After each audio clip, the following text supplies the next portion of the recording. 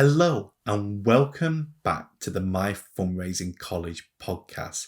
This time we've got a real treat for you. We are interviewing Matt Wilson from Good Labs Consulting. Matt is a social impact specialist who's passionate about seeing local communities thrive. And I know for many of you, monitoring and evaluation is something that can absolutely tie you up in knots. And Matt, over the course of this interview, helps demystify a lot of that process and provides lots of helpful tips and tricks on how you can do social impact measurement much more effectively in your organization. Matt's career highlights include being the National Director of the Eden Network, which is part of the Message Trust, leading Safe Families for Children, working at TLG, the education charity, as their head of partnerships. And over the last 6 years, he has ran Good Labs, a social impact consultancy, while also somehow finding time to be a local councillor and chair of his local Economic Development Committee. We're so excited to hear what Matt has to say about monitoring and evaluation and social impact, and we hope you enjoyed this interview. So welcome, Matt, to the My Fundraising College podcast. So glad to have you here. So to kick us off, you're a social impact consultant. Could you begin explaining what is impact in the context of charities and why it's such an important aspect for us to consider? Hey, thanks, Stuart. Yeah, and I really appreciate the invitation to be part of this podcast. You're putting together an amazing series here, and just feel really sort of humbled to be a guest on this. And hopefully, I've got some useful things to say to people. Impact matters because it deals with the so what question. I see lots of organizations publishing their annual reports, which these days often have, I don't know if you noticed this, they'll often call them our annual impact report. That word has kind of crept in there. And I'll open the pages and I'll see often some infographics, some charts and things like that with lots of impressive big numbers. And then you look a little bit closer and it certainly shows you how busy that organization's been. Yeah. Does it really show that they've actually made a difference? And what could be worse than being really, really busy chasing your tail and not actually making an impact on the lives of those people that you're trying to reach? And so impact pushes the questions further. Yeah. It's asking, so what? We've been really busy. We've been really working hard. We've been doing long hours. So we've been raising lots of money.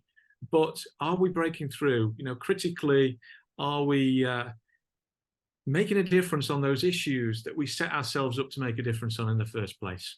And I think that's why impact is ultimately, it's the big question to be asking, really. Every organization that's in the social sector, whether they're formed as a charity or a social enterprise of some kind, or even I see many companies these days as well, in the corporate side of things, also asking that question, what difference are we making? No, absolutely. I mean, because it's what gets us up in the morning and it's what gives us all meaning behind what we're doing. But then sometimes articulating that to others, we're just not that great at. So one thing I constantly see is charities can get themselves a little bit tied up with some of the terminology in impact management. So things like outputs, outcomes, impact. Could you just give us some simple definitions what those things are and what the difference is between them? Sure, the lingo is a little bit slippery, isn't it? And you could probably have a dozen sort of social impact practitioners sitting here talking with you, and we might all give you slightly different answers. So that's not necessarily going to be helpful. Look, all I can say is, I spend all my time operating in this space. And so I do have some definitions that I certainly like to stick to and that hopefully the clients that I work with find helpful. I would talk about outputs more in the context of what we call monitoring. And maybe there's another word that needs to creep in: monitoring, evaluation, things like that. So it's the sort of statistical bean counting side of things, where we're essentially saying, how much stuff have we been doing and who with? So, we might say over the last 6 months, we've run, 47 Tuesday night youth drop-ins, and they've been attended by 66 young people, and they're all aged between 13 to 19 or whatever. That's the sort of the outputty side of what we're doing. Yeah. Well, then we get to outcomes. And outcomes, we are very much challenging ourselves with questions around so what, around what's changing. So an outcome really isn't an outcome if it's not describing something that has shifted because of our input. Yeah. So because of what we did there, so hopefully some kind of difference was made. Now, typically in outcomes, we'll be talking about indicators of change.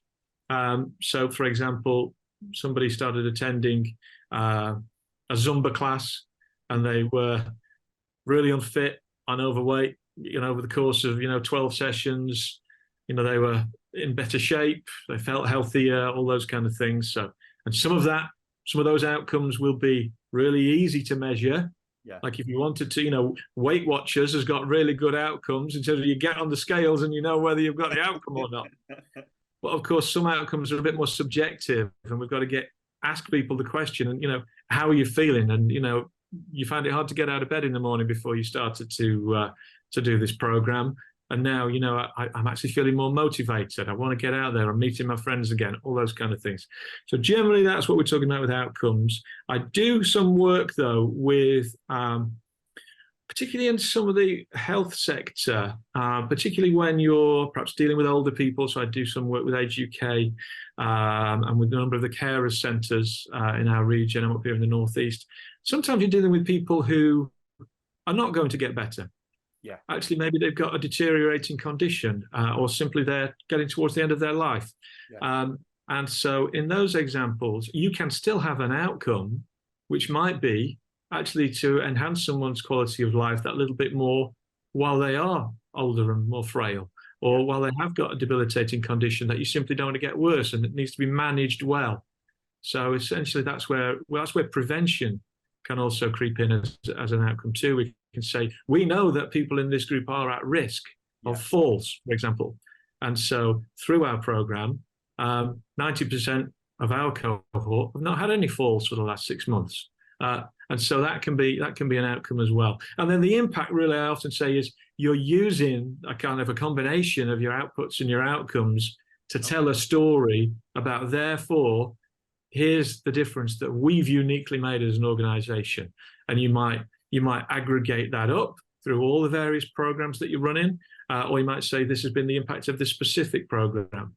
The life chances for this particular group of young people in this particular neighborhood are so much improved because we did X, Y, and Z, and here's the results. So that's how I interpret the language. I hope that's helpful. So one of the things I do is I'll often get asked to kind of read over grant reports or sort of applications that charities have put together, and there's always that section where it says, can you explain our outcomes, your outcomes and your impact for this project? And it always strikes me what charities default to is actually output. So what they'll say in that section is, these are our participation numbers, this is how many people that attend on a weekly basis, etc. But it should really be about the difference language, is what I'm hearing from you, the so why question. So how can we move charities more towards using the correct language to be describing outcomes rather than outputs? Yeah, thanks. One of the little quotes that I picked up a number of years ago now was from a friend of mine. We used to work together at the Message Trust some years ago, and at that time when I was running the Eden Network, I went down to London and did some work while I was down there with the Metropolitan Police.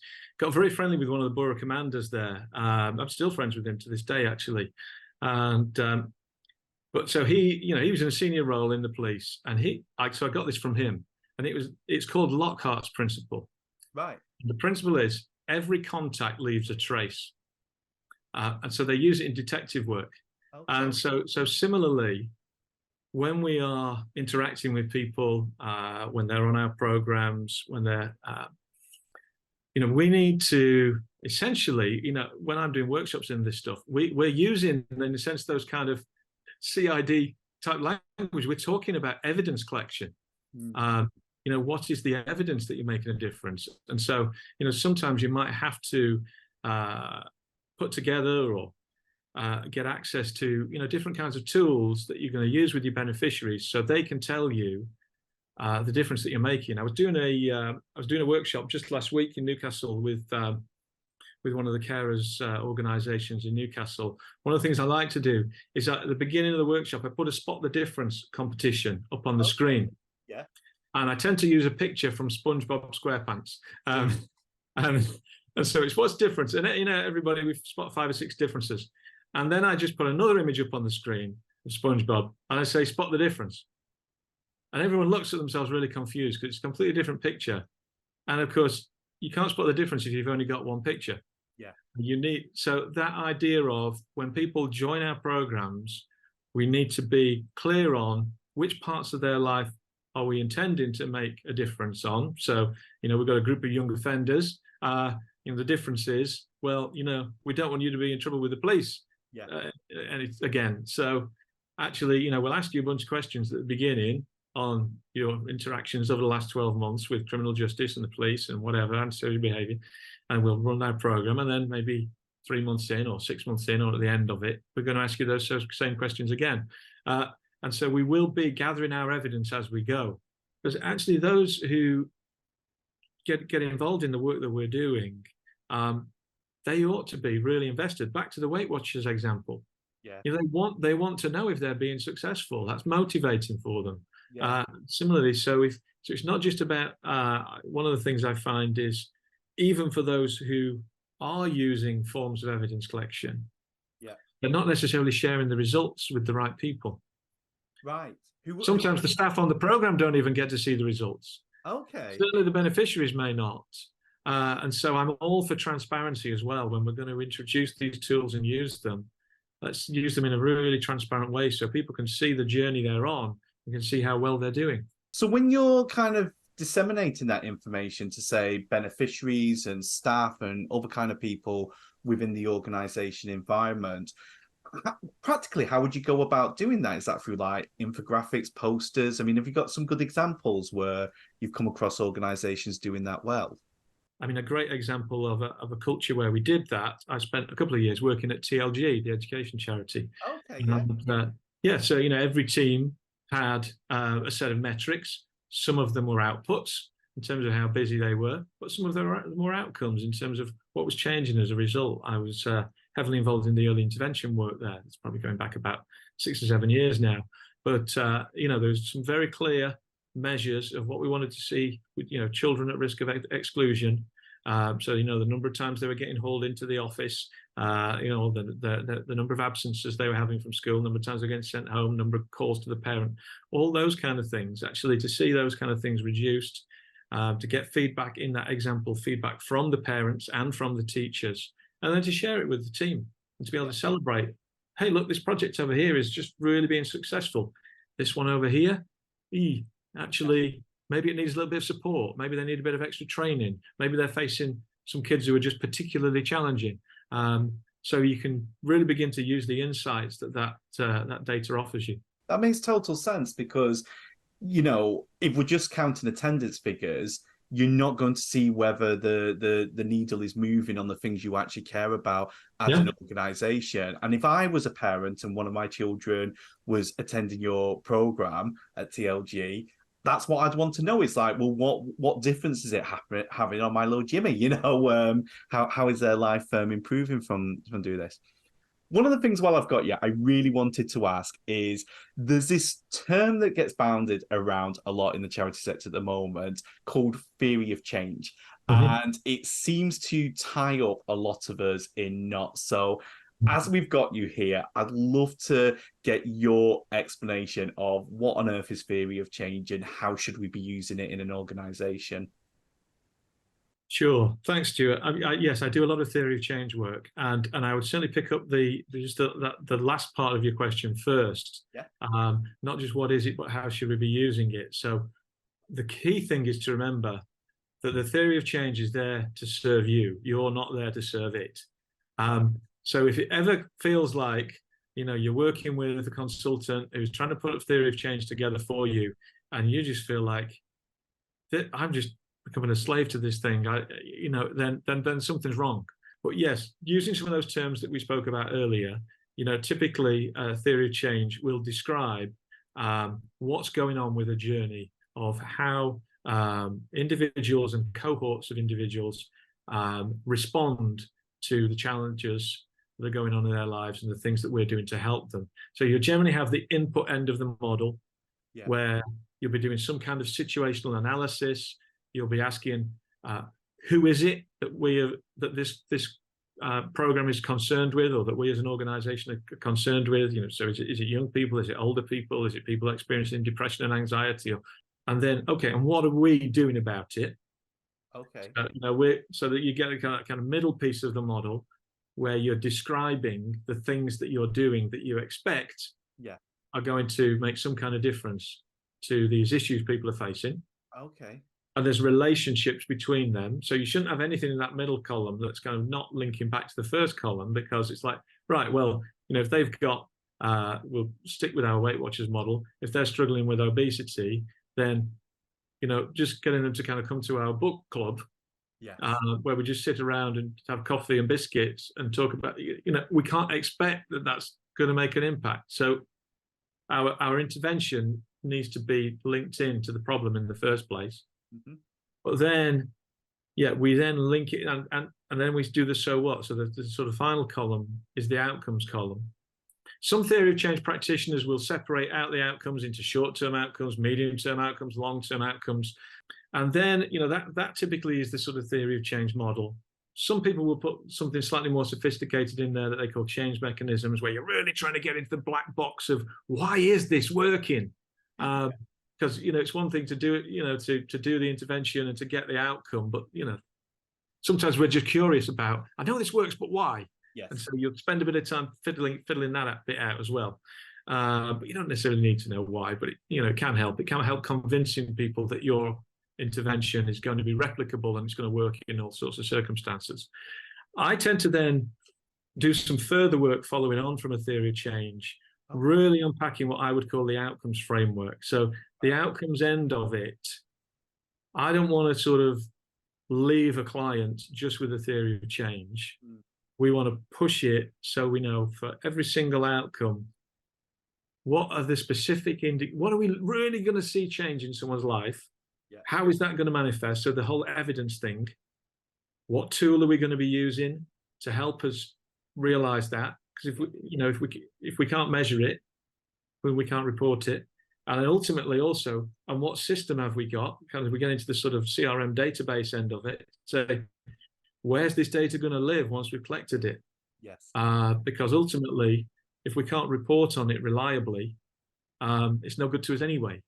Yeah. So we kind of have a whole piece, and then it kind of becomes a bit of a feedback loop in the end, which is what really generates the insight. What you might see now, I see this stuff because I'm kind of cruising around the portals and picking up work on evaluations and things like that. In the old days, they used to talk, even just recently, talk about M&E, monitoring and evaluation. Okay, yeah. You'll see that changing now. A lot of the specs will talk about monitoring, evaluation, and learning. Yes. And that learning piece is becoming really important within the sector now. Funders, commissioners, and obviously the organizations themselves, they want to complete the picture. Don't just tell us what you're doing, and actually don't necessarily even just tell us that it's being effective, but tell us a bit about maybe why on some occasions it's not effective, or for who it's effective, and help us to learn so that we can share that and we can all kind of grow as a sector and become more effective. One of the things that's rattling behind in my mind is my experience with working a lot of projects is what happens is we apply for funding, get the funding, do the project, and at some point that dreaded email turns up where it says, hey, we funded you 12 months ago. Can you give us a report around around the monitoring and evaluation and learning increasingly, as you pointed out? And then you've got that kind of scrabble of thinking, oh my goodness, how are we going to prove that this works and effective?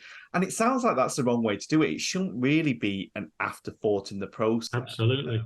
So when should we start thinking about impacts in a project life cycle? Yeah, well, I think you've probably answered it yourself there in the question, Stuart. I mean, yes, I mean it's fundamental to the design of the program in the first place.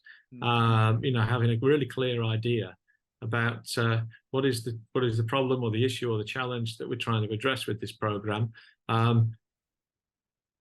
What are the presenting issues for those clients, those service users when they rock up on day one?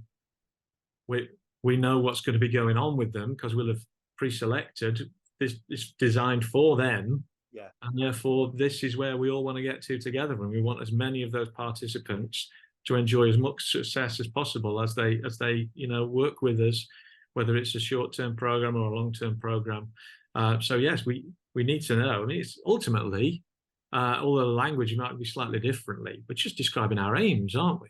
Yeah. It's just translating an aim into an outcome. Yeah. Is this why theory of change has become increasingly popular? Because, I mean, it's been around for a while, but I mean, I've been fundraising for 15 years, and it feels like, particularly in the last 5 years, the term seems to come up more and more in grant applications or in clients that I'm working with. Is it because that if you start with a theory of change, it means that you are consciously thinking about the difference you're intended on making from the onset? Is it just a structured way of doing that? I think that's a big part of it, Stuart. Yes, I think when certain funders ask for a theory of change as part of the sort of application process, if you're going to obtain funding from them, I think, well, you have to hope that there's a kind of a grant manager sat there, or a grant panel who are making the decision, who are actually paying attention to the fact that you've uploaded that document, and they're taking a look at it and they're saying, right, yes, yeah, we can see this. This makes sense. These people, a theory of change, another name for a theory of change is a logic model. Okay. So these people do have an understanding of the logic of the way that they address a particular problem. They're not making it up on the back of a fag packet. They've really thought about this. They know how causality works through the model, that they do one thing and something else is affected. There's a sort of a chain reaction. It sounds then that most organizations should be doing a theory of change. Is that fair? It is, and I see it as part of the strategy of the organization, really. So when an organization is putting together its sort of 3-year, 5-year strategic plan, it's got a nice, crystal clear statement of purpose, and then part of I do a bit of strategic planning work as well with charities. Generally, the way I approach strategic planning is that it'll be a game of two halves. Half of the plan will be concerned with the organizational development in terms of the resources that they need, the people, the facilities, all that kind of thing. But the other half of it will be outward facing. It will be the services that are being delivered. What's the strategic change we want to achieve, in our community over the next 5 years, or, within our kind of cohort of focus of beneficiaries we're trying to reach. And so yes, a theory of change will definitely help at that sort of strategic, sort of high level decision making around making sure that you're doing work that you're actually convinced is going to make a difference. I mean, there is perhaps some folks maybe listening to this podcast who I think, perhaps you get away into your career, and particularly if you've been on the front line and you've been working with particular groups for a while, maybe you've had some success, and then maybe you've been through a season where you're not being so successful. You can begin to question what's the point, and having both a good quality, clear, crystal clear theory of change, but also then having the reporting that goes along with it, will kind of keep you alive to what is changing, and not only help you get up in the morning and feel motivated, but help you to go to bed at night feeling satisfied that actually, we have achieved something here. We are working on important problems that, yes, they're difficult to solve, but we ultimately making a difference. A lot of the organizations I support are things like youth projects where you're often saying to the funders, the difference we're going to make is these young people are going to be more employable, they're going to have less social issues in adult life, etc., etc. And you're kind of forecasting things that are going to happen in their 20s and 30s are often not going to happen because you put them on a better track. But the reality is, they sort of turn 15, 16, they disappear off to whatever, and you kind of lose contact with them. In those situations where it's hard to keep hold of your beneficiaries and keep monitoring what they're doing, how can you show that kind of long-term difference that you're making in their lives? Because it can sometimes feel a bit like we don't really know. We hope that they're going to be on a better track, but do we actually know that? Yeah, that's a good point. And having been there, Yes. I totally really understand. Because we didn't do much sort of backstory, did we? But my own background is in the youth sector, and both frontline work and sort of management and leadership. So that's a very familiar scenario to me. And of course, whether it's young people or any other cohort, they can go like this. They can all we can all as human beings have our ups and downs, can't we? And so I am always personally a little bit skeptical about claiming around long-term outcomes. Mm. And if there are any funders listening in as well, I think funders need to be careful what they ask for in terms of making demands around long-term outcomes as well. Because of course, when someone's exited a program, in some circumstances, they may perhaps still be in the orbit of the organization, maybe participating in some other way. But ultimately, yes, any limited influence that you might have had over that individual during their participation, the further away they get from their exit point, the less likely that influence is going to have on them. I think the one thing I wish I could quantify, and we've not talked much about case studies yet, and case studies are used a lot. And the one thing that case studies are particularly good at is describing turning points that people experience. Okay. And I think we sometimes undervalue the importance of those kind of critical turning points. And so it is less likely, I think, that in the future, somebody who's been on a certain trajectory, or perhaps they've been on a sort of a negative trajectory, they come into your organization, do one of your programs. If they experience some kind of turning point moment, that then becomes a springboard for them going in a different kind of direction, on a different trajectory. I think those are the things that I really love to see singled out in a case study. Used responsibly, because of course not everybody in the program will experience that kind of turning point. In fact, it might only be sort of 1 in 10 or 1 in 20 or whatever. But it's often those people who experience those turning point moments who then go on to kind of become the ambassadors for your organization in the future. Yes. And we've all been to those fundraising dinners where the sort of the ex-client comes upon the stage and they say, I was this before I came on your program, and now I'm all clean and shaven and I'm suited and booted, and I've got a mortgage and 2.4 kids or whatever. So yeah, I think we do have to be realistic about the long-term future, because of course life is unpredictable itself, isn't it? Somebody could be doing perfectly well and through no fault of their own, then 5 years down the line something gets thrown at them that's difficult to cope with, and they relapse in some kind of way, and that's nobody's fault really. One of the things you mentioned that just kind of piqued my interest was the when we kind of do case studies, or we have those fundraising events where we bring out our testimonies and they share their experience, there can sometimes be a little bit of cynicism kind of centering around the room of like, well, how many people really, end up in that place, or like, oh, they're just wheeling out the best examples. Is the average kid really having the same experience? Have you come across that yourself? And how did you, if you have, how did you kind of overcome that? Sure. I often will say to people, a case study is not a substitute for data. It's a complement to data. And so we really need to be able to be on the numbers in terms of those outcomes that we talked about earlier, to describe, okay, this program, it helped 50 people. we've been evaluating it according to these 5 different outcome themes, physical health, mental well-being, employability, whatever. Yeah. Be honest about how many people achieved in each sort of dimension, and then give a few case studies to illustrate. And this is putting a human face on those numbers.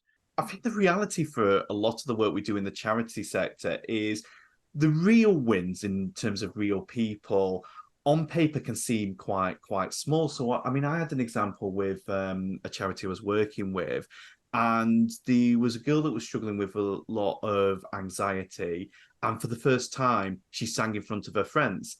Like, and singing in front of 3 friends in the grand scheme of trying to explain, outcomes and impact to a funder seems so insignificant. But for that girl, that was a massive moment in her life where she'd come out of her shell and put herself out there and been really, really brave. And so we need to get that across. It's not just the numbers, it's actually the people behind the numbers. Yeah, and I think that's where the skill comes in for a fundraiser, is knowing your audience, figuring out who you're talking to. If you've got a room full of people and you're doing a fundraising dinner, then it's likely you're going to be trying to push some slightly different buttons to if you're laboring over a written application that is going to be read by a small number of people. Probably going to be read by a single grant manager who's making recommendations to a panel.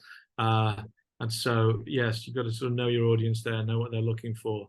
I think certainly the theory of change stuff we were talking about earlier, if you're a first-time applicant, you're really wanting to convey a sense of confidence and reassurance about yourself as an organization and your ability to deliver, aren't you? But then when you're following up, or if you've been successful and you've delivered the work, you're really going to want to demonstrate that you did make the difference that you promised you were going to make, so that you can then hopefully get that repeat funding. That's the kind of the kind of holy grail for all fundraisers. So I think different horses for different courses there. Yeah, no, absolutely. One of the things I hear a lot when we work with project leaders, and we're, as the fundraisers, asking them for their evidence of what's happened and the difference it's made, is monitoring and evaluation is just super time consuming. And I'm so busy actually with the doing of the project that I don't have time to be kind of collecting data.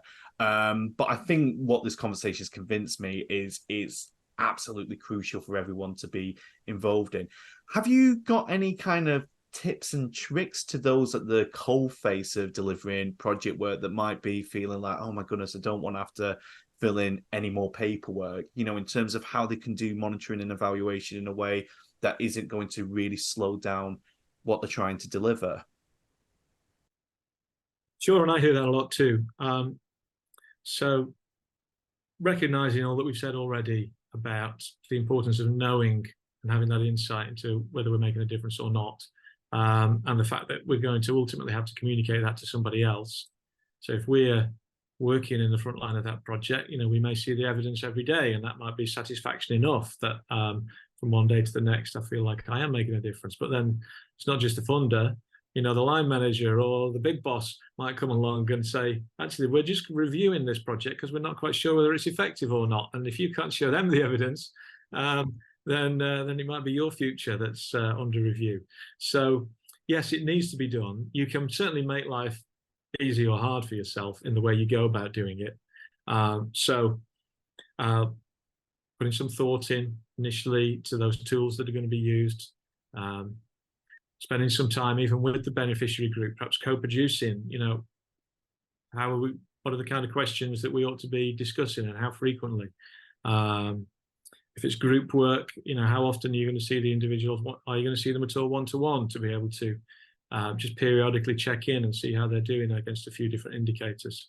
One of the things I'm quite passionate about, because I see it as a big efficiency tool, is where the organization does have the resource, is to invest in the technology as well. So there's wherever a digital platform can be used, I think that's more helpful. Even something free like Google Forms. It doesn't need to be expensive, but something that's going to give you an instant sort of feedback result. Lots of people use SurveyMonkey, things like that. I think the one thing that I do see lacking, and perhaps where organizational leaders maybe need to make some investment, is also not just in the technology, but in the training. Um, Most frontline workers get into doing the work because their passion for the beneficiaries they want to work with. They may have done training, they may have done some kind of social work training, occupational therapy, any other kind of, they may be a professional in that sector doing what they do, but their course, however good it was, is unlikely to have included data analytics.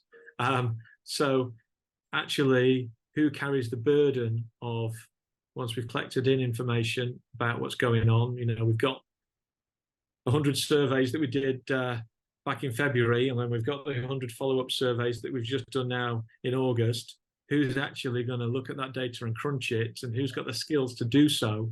I think that's an important question for organizations to grapple with. It's very difficult for smaller organizations, obviously, because you may not have that expertise in-house. Yeah.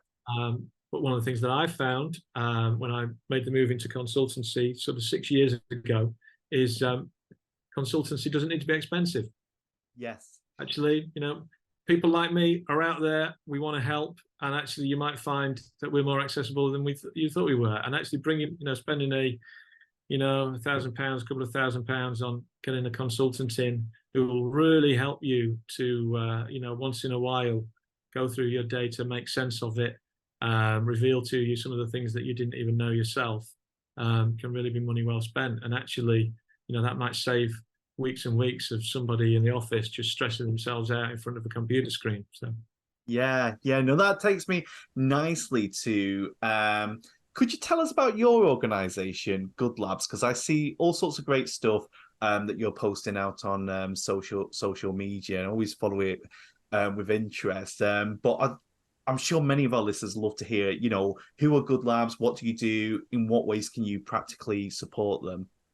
Ultimately, Good Labs is just me. And so I work with other associates when we need to. So I bring together sort of agile teams with different people that I've got to know over the years, who I know and trust. And so it's not necessarily, I'm the only employee of the organization, but depending on what the project is, we can bring in people with different expertise as well. Yeah. So we provide a sort of end-to-end support from the sort of strategic end, helping with the review of the organization's strategy and looking forward to what that strategy needs to be in the years ahead. We come at strategy from an impact point of view. So asking that question, what is the difference that we want to be making over the next few years as an organization, and using that as the lens through which we'll write a strategic plan. That will probably have a theory of change embedded in it, but then following that all the way through. So a lot of work around outcomes frameworks. So the organization itself isn't necessarily beholden to its funders. So when they go and engage with a funder, they can say, look, these are the categories in which we are trying to make a difference. That seems to be a good fit for your grant criteria.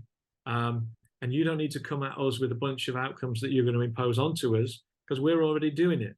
Here's our framework. We've worked with Good Labs to create it.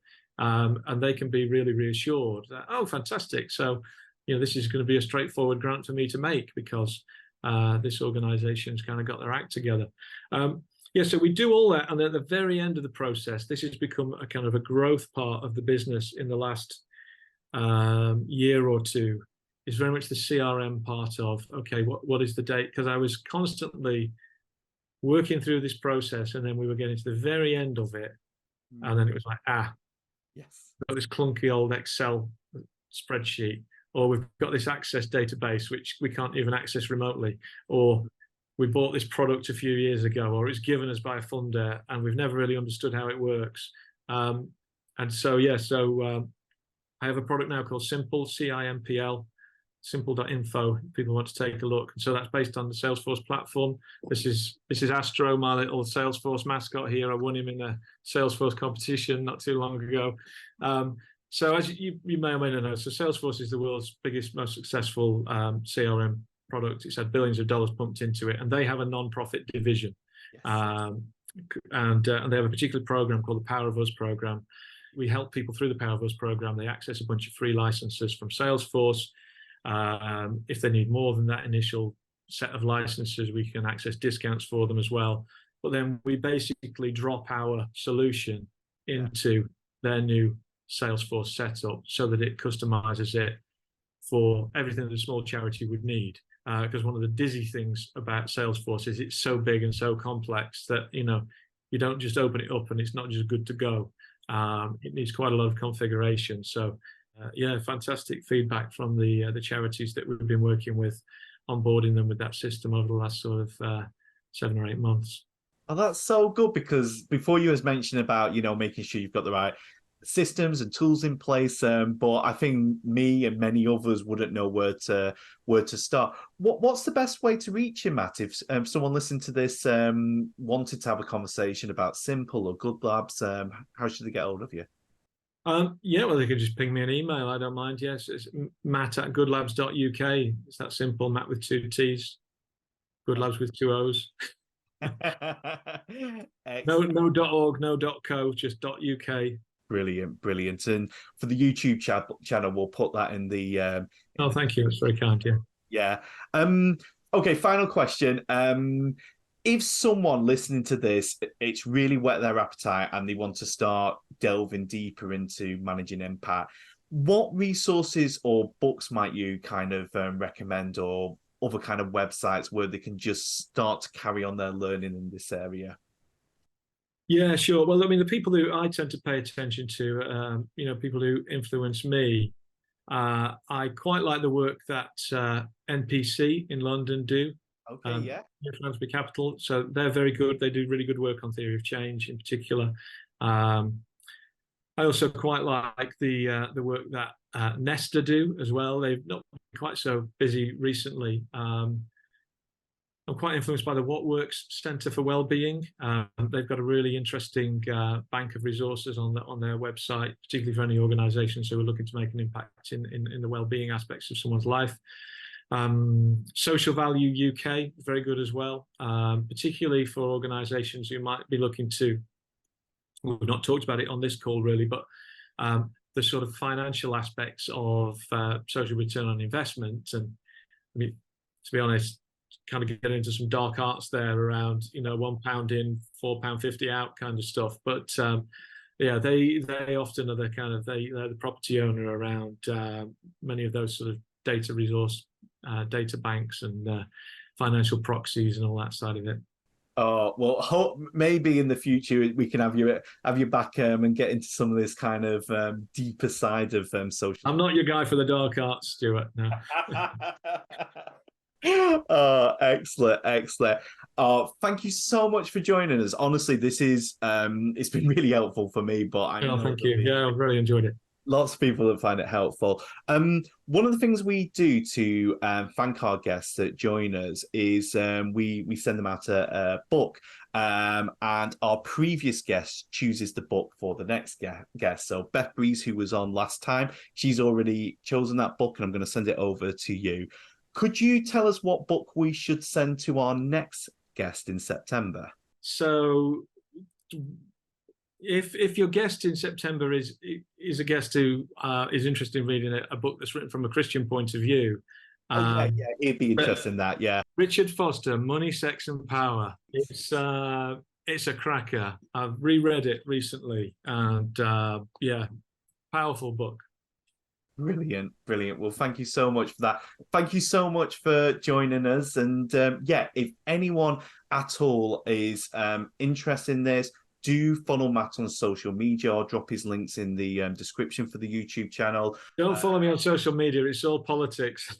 Oh, well, that's another conversation for another day, your involvement in politics. But yeah, no, thank you so much, Matt. This has been super helpful. All right. Yeah. No, people, don't be shy. If they want to get in touch, I'm very happy to receive an email. All right. Great speaking with you, Stuart. Great speaking to you too. Bye. So that was our interview with Matt Wilson. We hope that it has been helpful for you. If you did find it useful, please do like it, please do share it, and please do subscribe to our channel to make sure that you get notified the next time a podcast comes out from My Fundraising College. And also, Do not forget to register your interest for My Fundraising College. We are weeks away from launching the college, and we are so excited about the courses that we're going to be able to make available to you over the coming years. So do make sure you get registered so that you receive all the latest news and developments from My Fundraising College. Until next time, we wish you every success with your fundraising.